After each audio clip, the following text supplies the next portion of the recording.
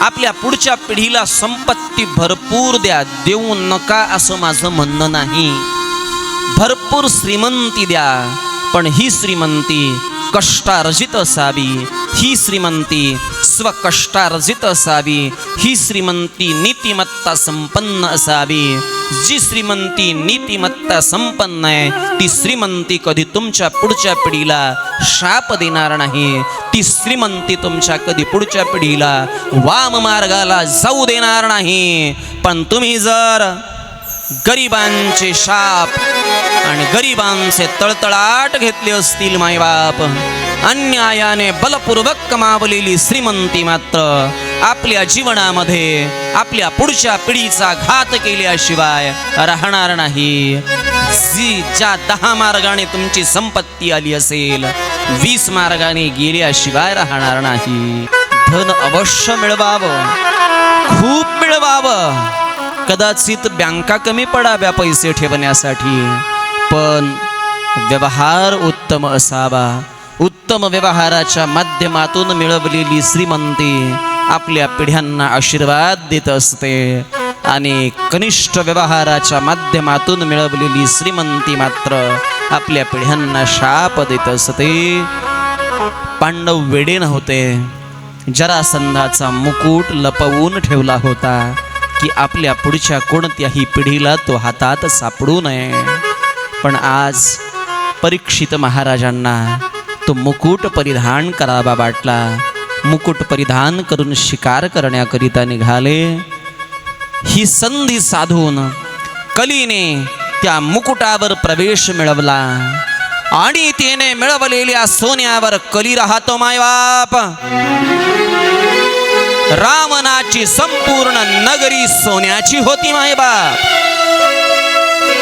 रावणाच्या घरात सोनं होतं. खोटंय.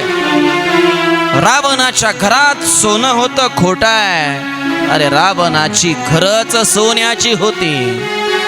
80 लक्ष घरी काशानी तांब्याची, शुद्ध कांचनाची 7 कोटी. 7 कोटी घरे जिथे शुद्ध सोन्याची. सोन्याचा धूर ज्या लंका नगरीमध्ये निघत होता, जी लंका नगरी स्वर्गाहूनही सुंदर होती.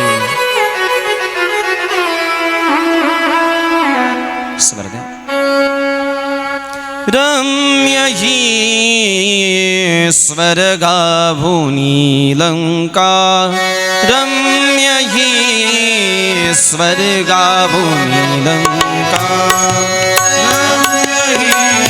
स्वर्गाभूमी लंका, रम्य ही स्वर्गाभूमी लंका, रम्य ही स्वर्गाभूमी लंका, रम्य ही स्वर्गाभूमी लंका.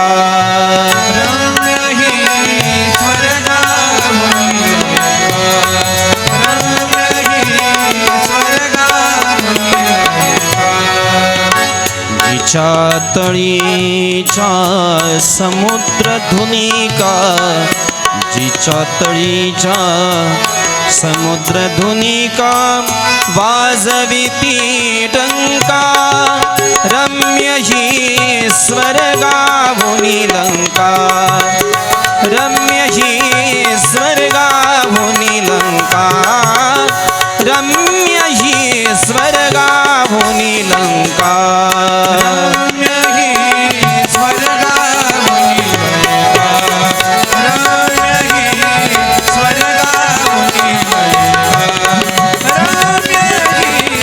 स्वर्गाभूमी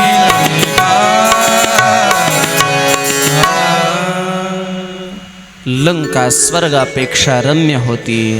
पण लंकेतलं सोनं मात्र स्वतःचाच भाऊ कुबेर, या कुबेराची हडप केलेली संपत्ती म्हणजे रावणाची लंका राहिली का हो? तुका म्हणे ज्याची संपदा एवढी सांगा ते कवडी गेली नाही. रावणाची एवढी मोठी श्रीमंती शिल्लक राहिली नाही. सुवर्णाची लंका शिल्लक राहिली नाही. ज्या सुवर्णाचा अभिलाष धरला ते सुवर्ण जर अनितीने कमावलेलं असेल, इथे कली राहतो. कलीने जरासंधाच्या मुकुटावर प्रवेश मिळवावा. जरासंधाच्या मुकुटावर आरूढ झालेल्या कलीने महाराज परीक्षितांच्या डोक्यावर परिणाम केला. परीक्षित जी वनामध्ये गेले, पण वनात गेलेल्या परीक्षित महाराजांनी शिकार मिळवण्यासाठी जंग पछाडले. शिकार प्राप्त झाली नाही, शिकार मिळाली नाही. दुपारी 2 वाजण्याची वेळ, ऊन भरपूर आहे, तहान लागली. पाणी प्यावं म्हणून आजूबाजूला काही दिसतंय का पाहिलं. एक आश्रम दिसला. दुपारची वेळ आहे, उन्हाळ्याचे दिवस आहे. पाणी पिण्याच्या निमित्ताने आश्रमात प्रवेश करावा. आश्रमातली सगळी बालक गंगेवर स्नानासाठी गेलेली आहेत. एकटे शमीक नावाचे ऋषी आश्रमात आहे. आणि शमीक ऋषींनी ध्यान लावलेलं आहे. ध्यानस्थ झालेल्या शमीक ऋषींना आपल्या देहभावाचा विसर पडलेला आहे. शमीकजी देहावर नाहीत. राजा आश्रमात आला. कौन है आश्रम में? आवाज येत नाही. अरे कोई है? कोणीही आवाज देत नाही. राजा पुढे पुढे आश्रमात येतोय. इस नगरी का राजा हूं मैं. इस नगरी का राजा बन करके आश्रम में आया हूं. प्यास लगी है, पानी पिला दो. कोणीही आवाज देत नाही. ऋषी दिसले ध्यानस्थ. अरे या साम्राज्याचा राजा असणारा मी, तहानेने व्याकुळ झालेला मी आश्रमात आलो. आश्रमात आलेल्या मला तू पाणी देत नाही. पाण्याने मी व्याकुळ झालो. आवाज दिला. ऋषी देहावर नाहीत. राजाने शमीक ऋषींचा अपमान करण्याच्या उद्देशाने पडलेला साप पाहिला. मृत साप, मेलेला साप पडलेला आहे. टोकांवर उचलून घ्यावा बाणाच्या. आणि ज्या ऋषीला आपल्या आगमनाची चिंता नाही, स्वतःची काळजी नाही, अशा ऋषींचा अपमान करण्याच्या उद्देशाने त्यांच्या गळ्यामध्ये तो साप, शमीक ऋषींच्या गळ्यामध्ये साप टाकावा, ऋषींचा अपमान करावा. राजा आश्रमातून निघून गेला. पण ऋषींच्या पुत्रांना, मुलांना वार्ता कळली. तुमच्या वडिलांचा अपमान करण्याच्या उद्देशाने कुणीतरी मेलेला साप गळ्यामध्ये आणून टाकला. शमीक ऋषींच्या पुत्राने गंगेच्या प्रवाहामध्ये उभा राहून ज्या कुणी माझ्या वडिलांचा अपमान करण्याच्या उद्देशाने मेलेला साप गळ्यामध्ये टाकलेला आहे, याचा येत्या 7 दिवसांमध्ये मृत्यू झाल्याशिवाय राहणार नाही. शमीक पुत्राने, ऋषी पुत्राने शाप दिला. शापाची वार्ता परीक्षित राजापर्यंत पोचली. परीक्षित राजा एवढा भाग्यवान आहे की त्याला निश्चितपणे आपला मृत्यू माहिती होता की माझ्या हातात 7 दिवस तरी आहेत. आपल्याला ते पण माहिती नाही. आपल्या हातात किती दिवस आहेत हे आपल्याला माहिती नाहीत. राजा परीक्षिताला माहिती होतं की आपल्या हातात उर्वरित 7 दिवस का होईना आहेत. आपल्याला आपल्या हातामध्ये किती दिवस आहेत याची कोणतीही माहिती नाही. हातो लियो नाही तेरा घास. हातात घेतलेला घास सुद्धा आपला आहे की नाही माहिती नाही. आणि म्हणून महाराज परीक्षिताला पश्चाताप निर्माण झाला. पश्चाताप दग्ध झालेल्या परीक्षिताने आता मी कोणाला शरण जावं, आता माझ्या जीवनाचा उद्धार कसा होईल ही आशंका मनामध्ये बाळगून भेटेल त्या प्रत्येकाला कायमी उद्धार पावेन, कायमी उद्धार पावेन, उद्धार पावेन, उद्धार पावेन. काय हे कृपा करील नारायण नारायण, काय हे कृपा करील नारायण, काय कृपा करील नारायण, काय कृपा करील नारायण. ऐसे तुम्ही सांगा संत जन, ऐसे तुम्ही सांगा संत जन, ऐसे तुम्ही सांगा संत जन, ऐसे तुम्ही सांगा संत जन. करा समाधान चित्त माझे, करा समाधान चित्त माझे, करा समाधान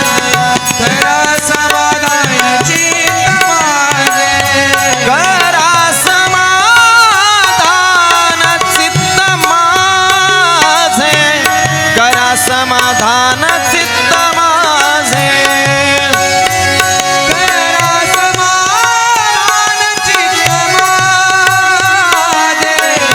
करा समाधान चित्त माझे,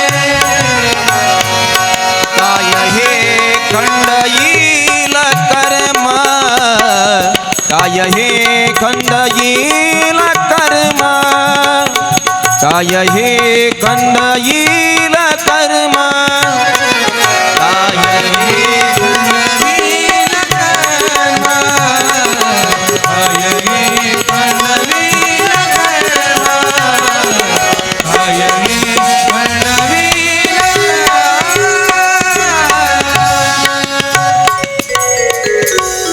कायमी उद्धार पावेन, काय हे कृपा करील नारायण.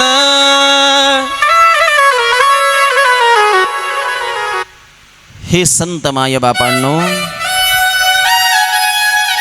ऐसे तुम्ही सांगा संत जन, करा समाधान चित्त माझे, करा समाधान चित्त माझे. या माझ्या चित्ताचं समाधान करा माय बापा हो, की खरंच माझा उद्धार होईल, खरंच माझी या इहलोकातली यात्रा परिपूर्तीला जाईल. जे मानस मी माझ्या मनात धारण केलेलं आहे ते माझं ध्येय टप्प्यात येईल, माझ्या ध्येयाची पूर्ती होईल. प्रत्येक साधकाने हा प्रश्न विचारावा मायबाप. संत महात्म्यांच्या जवळ गेल्याच्या नंतर महाराज सांगा ना, आमच्या बोरला लागन का पाणी? महाराज सांगा ना, पोराला पोरगा होईन का?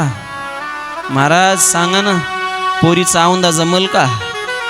महाराज सांगा ना हो, काय उसाला भाव यंदा चांगला मिळेल का? महाराज सांगा ना, एखादी धनाची पेटी मला मिळेल का? असे प्रश्न नका विचारू. संत श्रेष्ठ तुकोबाराय सांगतात, प्रपंचाचे विषयी नका वधू मजपाशी. पारमार्थिक प्रश्न जेव्हा आपण संतांच्या जवळ जातो तेव्हा पारमार्थिक प्रश्न विचारावेत. माझा उद्धार होईल का? अंतःकरण दग्ध व्हावं. आतापर्यंत गेलेला काळ माझा नव्हता, परंतु आता तरी मला समजावं की मी माझ्या आयुष्याचा गेलेल्या काळाची चिंता न करता उर्वरित राहिलेल्या काळामध्ये चिंतन करावं. गेलेल्या काळाची चिंता करू नका, पण हातात असलेल्या काळाविषयी मात्र सावध होऊन चिंतन करा. भगवान आपल्याला सुद्धा जवळ केल्याशिवाय राहणार नाहीत. मायबाप, राजा परीक्षिताचं जीवन पश्चाताप दग्ध है। गलतियां किससे नहीं होती। मेरी श्रीमद् भागवत आपसे विनती करती है, गलतियां नहीं करता ऐसा आदमी जिंदगी में, जिन जीवन में, इस जगत में पैदा होने वाला है।